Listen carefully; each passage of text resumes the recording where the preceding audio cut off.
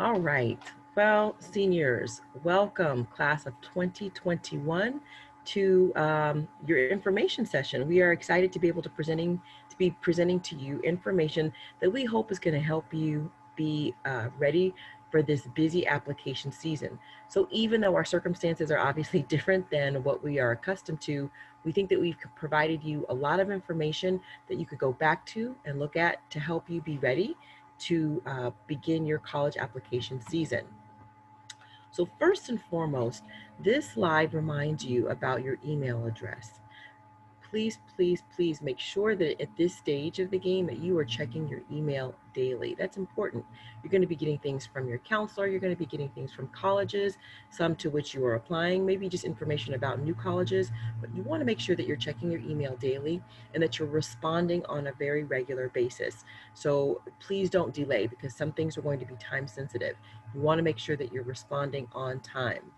Also, students, now more than ever, it's really important for you to examine your email address. Make sure that it's an appropriately titled email address, one that you would be okay using in a professional setting.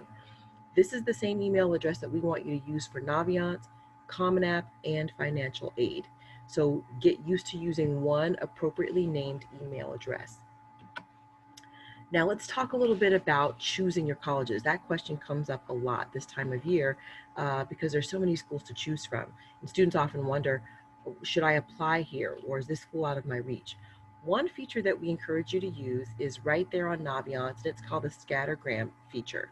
And what that will allow you to do is it will allow you to put in the schools that you're interested in, and you could see where you fall in terms of being an admissible student for that particular campus. It's going to examine your GPA along with your SAT and ACT scores, and it'll give you some data as far as how many students from CHS were admitted on average to that particular campus. Okay, so it's just one way to gauge your admissibility to a certain school. We really just want you to be reasonable. That means there are going to be some schools that you may want to apply to that you find are going to be a little bit more out of reach. Doesn't mean that you can't apply there, but be reasonable. We don't want you to have so many schools on your list that are those out of reach or reach schools. So make sure that if you've got reach schools on your list that you definitely have enough good fit schools, schools in which students of your GPA are most likely to be admitted. Now let's talk about Naviance. Naviance is really important, especially in your senior year. You have to make sure that you list every single college that you're applying to in Naviance. So what I want you to do is think about Naviance as the central hub, okay? It's kind of like that meetup spot where the counselor documents and your teacher documents are all going to meet up there so that they can be sent to the institutions that you're applying to. That's why it's critical that you make sure you update Naviance so that all of our documents, including transcripts, go to the right place on time. You're going to make sure that all of your teachers, your two teacher recommenders, are listed in Naviance, okay? And again, we send everything through that hub. When you are saving your information, make sure you just save it every 30 minutes so that you don't get timed out. Now, a lot of you are going to be applying to a UC campus. And so we want to talk to you about some things to remember about that. Some of you may have already started your UC application because it opened a month ago. It opened August 1st. You could start submitting November 1. So even if you start and finish your application, you can't hit that submit button until November 1. The deadline is November 30th. Remember, there are not 31 days in November. So you must have your application submitted by November 30th for the UC. When you're filling out the UC application, a few things that you need to be aware of. Your transcript is your self-reported data. So when you're inputting your grades, that's what the UC uses. Initially, they do not require us to send your transcript to them. They want all of your information to be thoroughly input by you. One of the questions you're going to have to answer on that UC application is in regards to your leadership activities. So just be honest about the things that you've done in school and outside of school to demonstrate leadership. And leadership comes in many different forms and fashions. So think broadly about ways that you have demonstrated that you are a leader. When it's asking you about activities, estimate to your best ability the number of hours and the dates of those activities that you participated in. Make sure that when you're including your grades, that you include all attempted A through G courses. That's even coursework that you might have earned a D. So chances are, if let's say you earned a D in freshman English, you would go ahead and indicate that, because there's also going to be a spot on that application where you show where you remediated it. Okay, so they will be able to see if you didn't do so well in a class, you're going to also indicate where you did remediate that course. Um, and make sure that everything is as accurate as possible, because they can resend or they can revoke your application if it doesn't match up once they do get your final transcript. Now, one thing about the UC application is they don't require letters of recommendation, but what's a key component is your personal insight questions. They want to hear from you. You will be given 8 questions to choose from. You only have to choose 4 of the 8, so you've got some choice there. Look over all 8 questions and you select the questions that are most relevant to your experience. So there's not one right question to answer or best question to answer.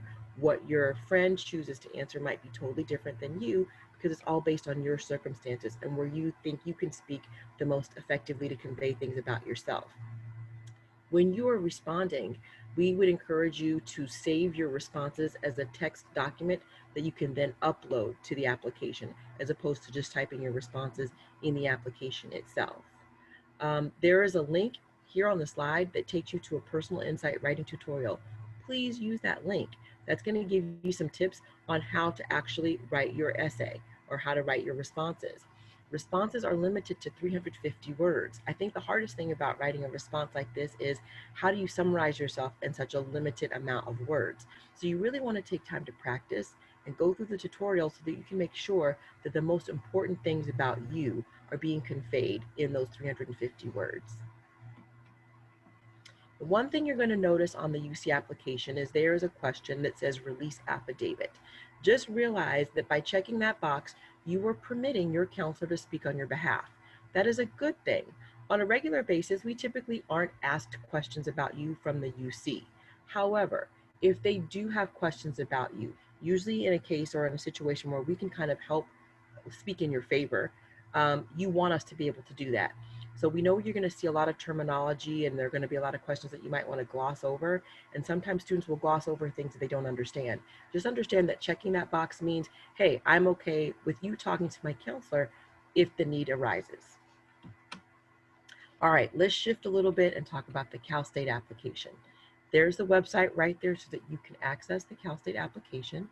It hasn't opened as of yet, as of the time of this recording, but it opens October 1st. So you can't work on that application just yet, but it will be a short while that you can actually go on and start filling out the Cal State application.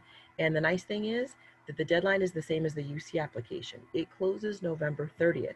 So you really only have to remember one deadline, November 30th, for both the UC and the Cal State app. Our guidance to you is going to be, please don't wait until those deadlines to get your applications completed. We tell students that if they can be finished at least a good 2 weeks or more before that deadline, that just allows you to breathe a lot easier. And if you need help, it allows us to help you without waiting until the very last minute. Now, the Cal State application is the same for all campuses, but just know that campuses vary in terms of their selectivity. So in other words, there are some campuses that are impacted, or they have impacted majors, and that might make them more selective, or you might think maybe they're a little bit harder to get into. Their criteria might be a little bit more stringent. You must meet that minimum eligibility to be considered for any Cal State campus, but again, they can vary in terms of their selectivity, just depending on the campus itself. All right, let's talk about public colleges that are out of state. There is an institution called the Western Undergraduate Exchange, and we refer to it as the WUI. And basically, these are schools that belong to an organization in which you are looked at as though you were an in-state resident. So the good thing is that you will be given a break on that tuition, because these are schools that would consider you in-state resident even though you're coming from California. The link here is what's going to help, because you can actually go to the link that's on the slide and you can see which schools participate in that program. There may be schools on there that you're planning to apply to, and the added bonus is, wow, this is a school that belongs to WUI. That means that I'm looked at as an in-state resident. That's going to help me as far as tuition goes, and that might incline you even more to apply to that college. All right, private colleges. Let's talk about that because the majority of our CHS students, the ones who are applying to Cal States and UCs, never fails that they're also considering maybe a few private colleges, whether it's University of Laverne, out-of-state colleges, Claremont colleges. There are hundreds of private colleges. And you're lucky because many of those schools will very likely use the Common App or the Coalition app. More of them will most likely use that Common application, okay? Now, when you complete the CHS class of 2021 Canvas class, there's going to be a step-by-step tutorial of how to link your Common App with your Naviance account. So remember what I said a few slides back. Think of Naviance as that central hub. Anything that we are sending for you, we're going to send it through Naviance. So we may be sending items to 15 different schools for you, but they're all going to originate from Naviance. That's where we're planting everything. So any schools that you're planning to apply to, make sure that you have your have them listed in Naviance and that you link your Common App to Naviance, and that is explained to you in that tutorial. So that's a really important step. The other thing that you need to know about colleges, private colleges, particularly that Common App, is there's going to be something called the FERPA that you will see listed. Again, we want you to be familiar with terms just so you don't gloss over it, but that you know what it means. When you complete the FERPA, that is saying that you are enabling or allowing your counselor and your teacher to send your letter, our letters of recommendation, and your transcript to those schools. You want that, you need that, okay? So don't overlook the FERPA. You're checking that to say, hey, my counselor can send things on my behalf. Sometimes students don't check that box, and when we're ready to send our letters, we can't do it. It doesn't send because you haven't checked the FERPA box, okay? If you're applying to a school, a private college that's not a Common App school or not a coalition application campus, then you're going to want to make sure that you contact that college directly.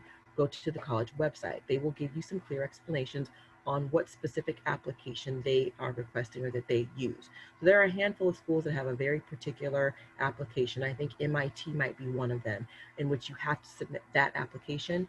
You want to make sure that you download it and read the steps so that you know exactly what to do for that school. All right, additional admission requirements. So students, it's just really important that you know what each college is requesting or requiring of you. Some things are going to be standard for the Cal State or the UC application or for the Common application. But for some schools, they'll want some additional requirements. We notice that especially for students who are applying for a certain major, perhaps they need to submit an audition tape or a portfolio. So the best thing again is to go on that website, look specifically at what the admission requirements are, and just keep track of that information so that you know what they need in addition to what's standard and what the deadlines are for those materials to be submitted. Let's talk about letters of recommendation. It's not a hard process, but there are a lot of steps. So we want to make sure that you understand how to request letters of recommendation.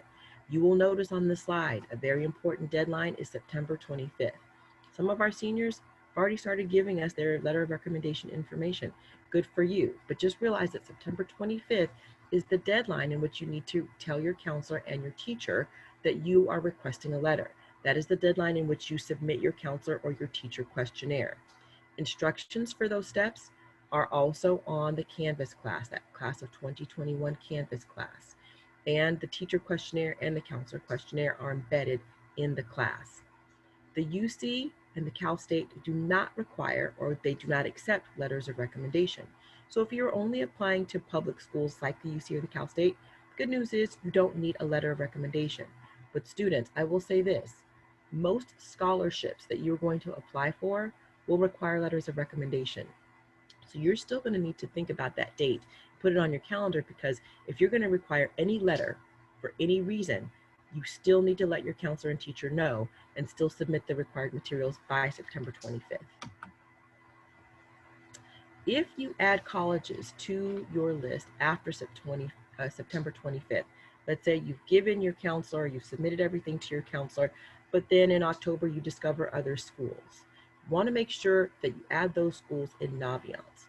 After you add those schools in Naviance, email your counselor, email your teachers so that they know that there are some additional colleges that you've added so that we can add that to our calendar of when we need to supply or send off our materials for you.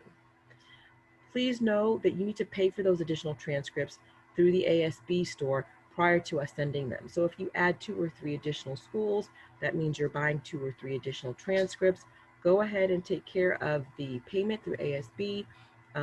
Send the receipt, email the receipt to us so that we know that we can go ahead and send on your behalf. And teacher recommendations, just a bit of information about that. Most schools who require letters of recommendation are going to request 2 letters of recommendation from junior year teachers. The reason why junior year teachers are the most preferred is because they know you the best. They know you the most recent. Who you were as a freshman is probably a lot different than who you were last year.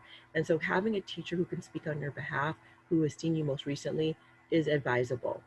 Again, the teacher questionnaire is embedded in that Canvas class, and you want to make sure that you submit to your teacher through an email each teacher's name who's agreed to write your letter of recommendation. So you're still going to want to ask of them and submit that material to them by that September 25th deadline. And with that, I'm going to hand this over to Ms. Cizik. Another great option for students is community college. Community college has a free online application, which is due in the spring. They do not require SAT or ACT scores. They have an open admission policy, so as long as you're a high school graduate and you're 18 years old, you can apply. They offer extensive athletic programs, a great transfer programs to the UC and the Cal States, and also a wonderful honors program too. I also want to highlight their affordable tuition. They offer a program called the UCs College Promise Program. And for Claremont High School students, if you're interested in attending Citrus College, I strongly encourage you to notify your counselor in order to receive notifications about the Citrus College Promise Program. That program offers free tuition for up to 2 years. The community college also offers a large variety of certificate and career preparation programs. Looking at the screen, you'll see quite a variety, but they offer so many more than what's listed here. I encourage you to check those out. For student athletes who are hoping to earn a Division I or Division II college athletic scholarship, you must register on the NCAA eligibility website. Now the link is on the screen. You can also find the link if you go into Naviance. Now, when you do register online, you must enter your personal information, the coursework you've completed, and also your sports activity. There is a registration fee. Also, Division III athletes do not need to register with the NCAA. Also for athletes, for the class of 2021, I encourage you to check out the Eligibility Center. Since testing is optional this year, they have changed the requirements, and so I encourage you to check out their website and see how that impacts you in your eligibility. Transcripts. Students, if you need a transcript for any college or university, for the NCAA, maybe for scholarships, for an employer, or any institution, the cost per transcript is $10. That includes the initial transcript and a mid-year transcript if it's needed, as well as your final transcript. To send transcripts, they must be paid for in advance. I also want to highlight the UCs and the Cal States do not require, nor will they accept transcripts. Once again, the UCs and the Cal States do not require, nor will they accept transcripts. If they want you to send a transcript, they will notify you by email. I do encourage you to respond and to request a transcript in a timely manner. Now, how do you request a transcript? If you go into Naviance, you're going to go under the College tab, and then you'll see the link that says Request Transcripts. Let's talk a little bit about standardized testing and admission scores.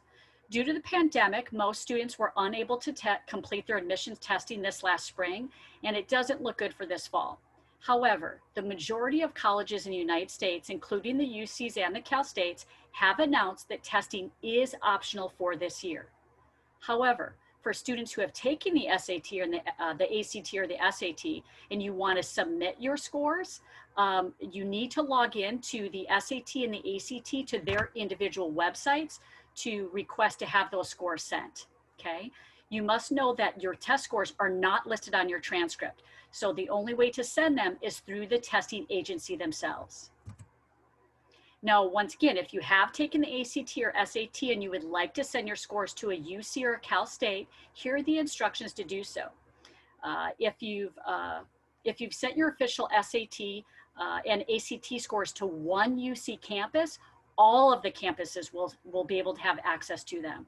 For the Cal States, it's a little bit different. The SAT code that you want to use to send your scores is 3594.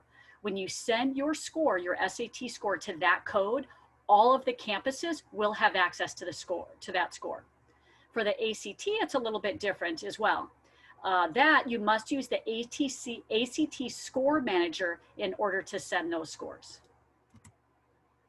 Now, I want to point out an important date to you. Friday, September 26th is the last day to drop a challenging academic course without penalty. You must have permission from your parent in order to drop a course.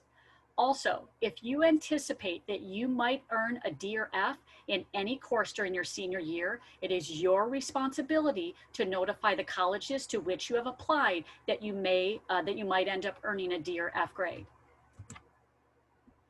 Seniors, I strongly encourage you to keep your grades up during your senior year.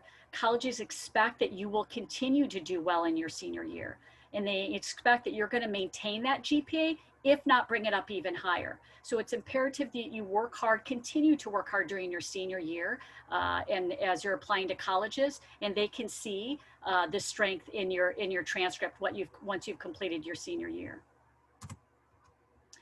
Let's talk a little bit about scholarships. I encourage you to use your Naviance account to research scholarships, and check your Naviance account on a regular basis, as we are continually adding scholarships all of the time.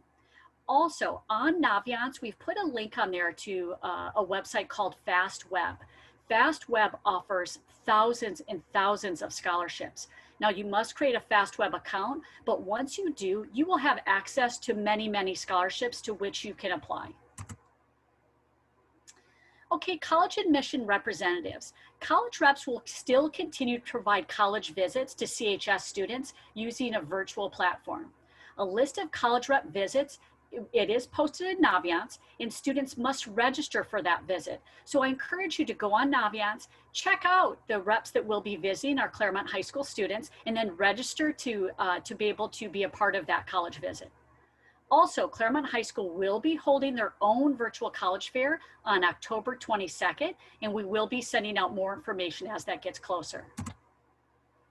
Senior credit checks.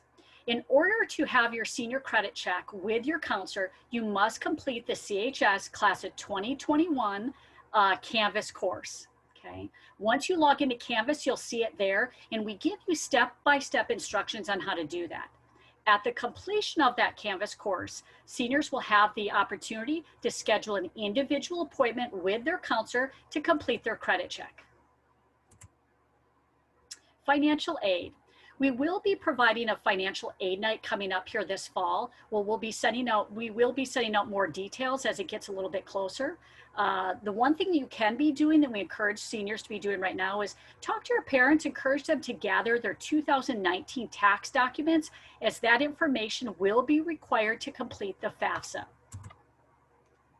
Now let's talk about the FAFSA. The FAFSA is the free application for federal student aid, and that's something that we encourage all students to fill out. We also encourage students to contact the financial aid office at each campus to which you're applying to see if there's other types of financial aid or scholarships that you can apply. Ask them, what forms that do you need to complete? What are the deadlines? Most financial aid offices will require that FAFSA form, but it's important that you ask about other financial aid opportunities. Also, that FAFSA will be available online starting on October 1st. The CSS Profile. Some selective colleges, for example, Stanford, Pomona, there's a few others listed, they require that you complete the CSS Profile.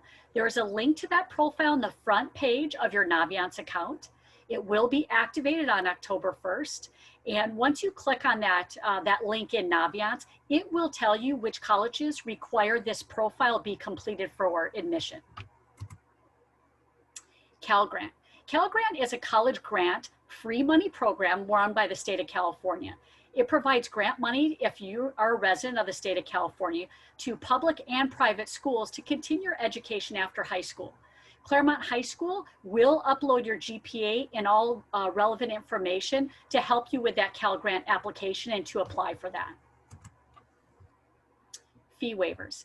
If you qualify for free or reduced hot lunch, you also will qualify for an SAT fee waiver, an ACT fee waiver, as well as college applications and a transcript fee waiver, okay?